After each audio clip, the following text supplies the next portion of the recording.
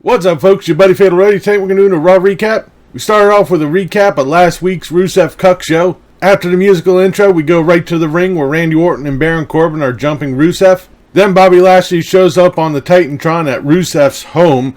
He's there with Lana. They're looking like they're about to get it on. Orton and Corbin are out at ringside laughing. Rusev straight out snaps and takes it out on Orton and Corbin, laying him out. It almost looks like they're totally avoiding the Hell in a Cell debacle from last night. We then go on to our first match, Natalya versus Lacey Evans in the last woman standing match. In this match, there's no countouts, no submissions, no disqualifications, I guess unless they decide to use a sledgehammer. Jerry Lawler calls the record between these two 2-2. It's more like 3-4. This is an alright match. There's one spot where Lacey Evans hits Natalya with a kendo stick. What? I guess that's okay, being the fact that a chair and a ladder weren't stacked on top of Natalya. The fight drags out onto ringside, up onto the ramp, up on the stage.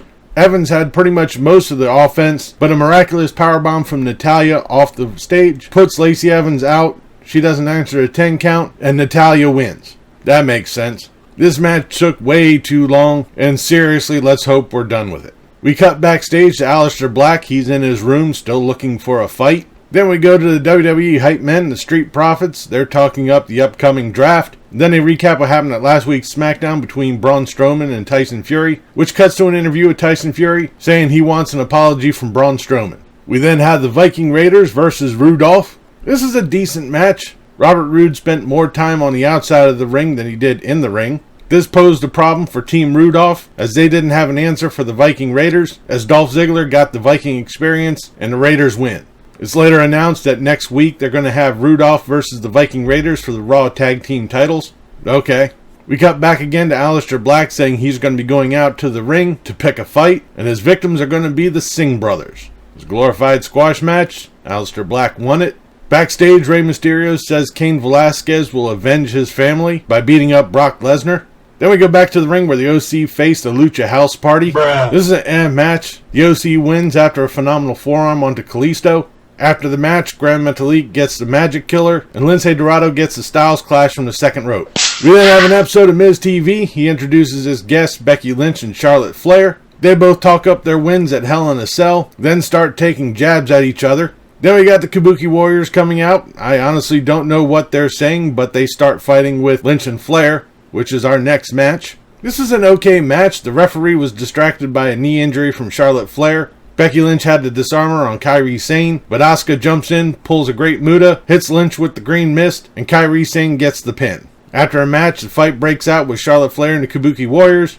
Alexa Bliss and Nikki Cross come running out, and they clean house. So I'm probably going to be guessing there's going to be a triple threat match with Bliss and Cross, Lynch and Flair, and the Kabuki Warriors. Just guessing.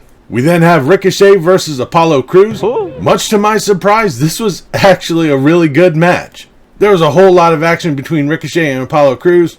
Ricochet wins after a recoil.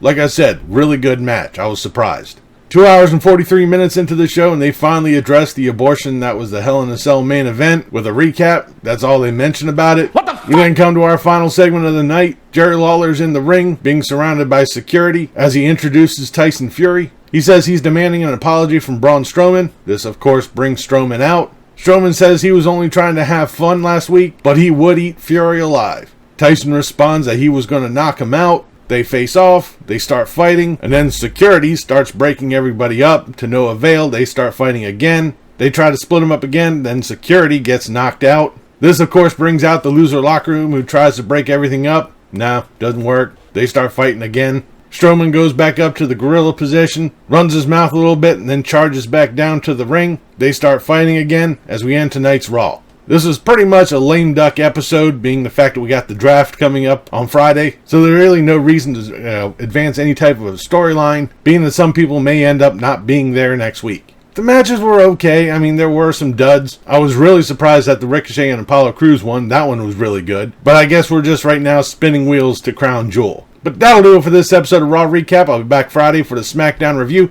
Leave a comment down below what you thought of tonight's Raw, what you thought about this video. If you liked it, please give me a thumbs up. Don't forget to share and subscribe. I've been Fatal Roadie. You've been awesome. Thank you very much for watching. And remember, if it's too loud, you're too old.